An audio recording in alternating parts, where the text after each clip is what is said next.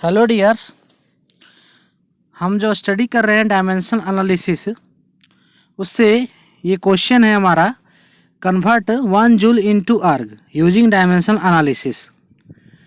1 joule को erg में convert करना है, ठीक है, कि 1 जूल इक्वल्स टू कितना आर्ग होगा अकॉर्डिंग टू क्वेश्चन, और ये कन्वर्ट करना है डायमेंशनल एनालिसिस का यूज करते हुए।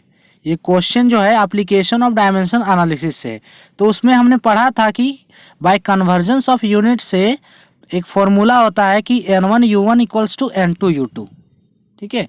ये होता है बाय कन्वर्जेंस ऑफ यूनिट से, जहाँ पे n1 है numerical value of first system और n2 है numerical value of second system. उसी तरह u1 है यूनिट ऑफ फर्स्ट सिस्टम, फिर u2 है यूनिट ऑफ सेकंड सिस्टम। सो यहाँ पे हम क्या कहते हैं, जनरली नोट कर देते हैं कि n इक्वल्स टू है न्यूमेरिकल वैल्यू और u इक्वल्स टू है unit.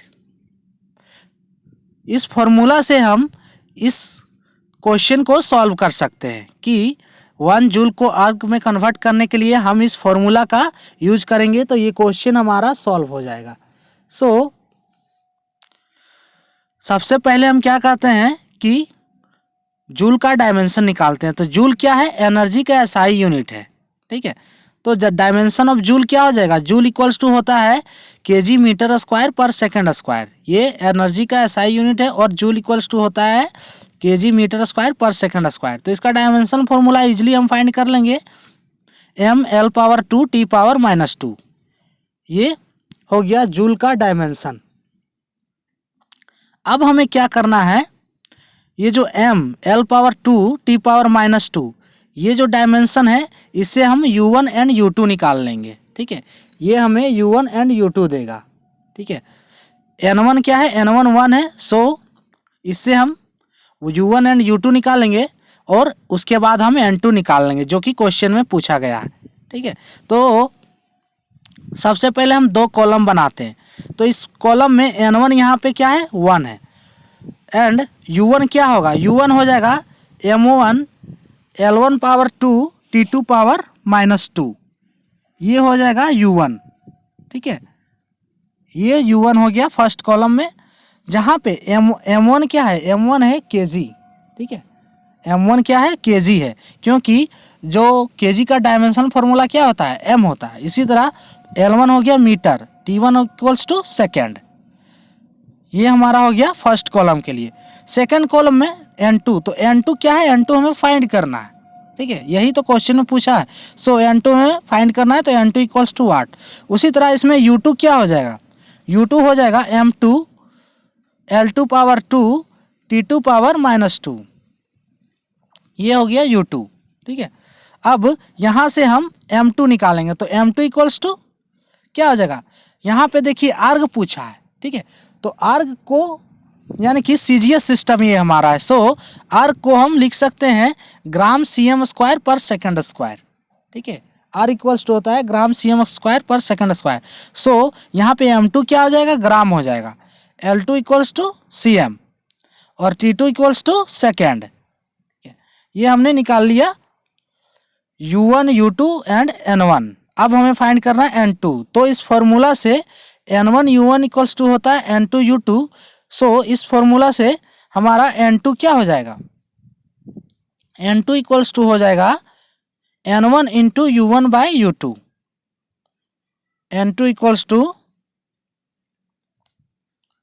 n1 into u1 by u2, ये हो जाएगा। अब हम n1 u1 एंड u2 का वैल्यू पुट करेंगे, तो n2 हमारा निकल जाएगा, ठीक है। सो हम वैल्यू इसमें पुट करते हैं। इस क्वेश्चन को अब आप भी सॉल्व कर सकते हैं कि सिर्फ आपको वैल्यू पुट करना है, यहाँ पे सारा प्रोसेस हमने कर दिया है कि यहाँ पे आप सिर्फ आपको वैल्यू पुट करना है, ठीक है। तो वैल्यू पुट करेंगे n1 into m1 L1⁻2 T1⁻⁻2 bye, फिर u2 का वैल्यू पुट करेंगे, तो m2 L2⁻2 T2⁻⁻2, ठीक है। अब सेम डायमेंशन को हम एक कॉलम में लिख लेते हैं, ठीक है।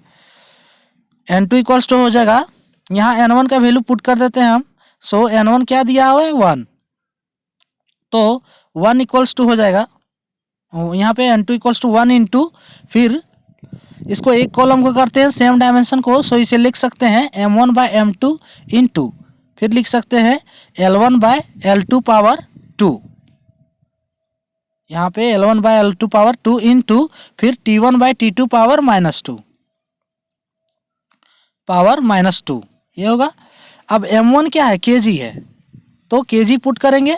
m2 क्या है, m2 है हमारा ग्राम है, सो इसमें ग्राम पुट करेंगे, तो kg/ग्राम इंटू L1 cm है, तो यहाँ पे cm होगा, L1 मीटर है, सॉरी मीटर/cm पावर 2, फिर सेकेंड/1 सेकेंड/1 सेकेंड पावर -2।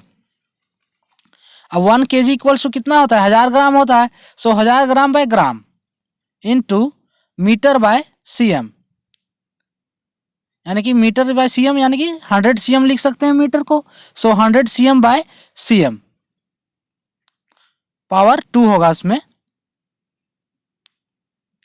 और 1 सेकेंड/सेकेंड पावर -2।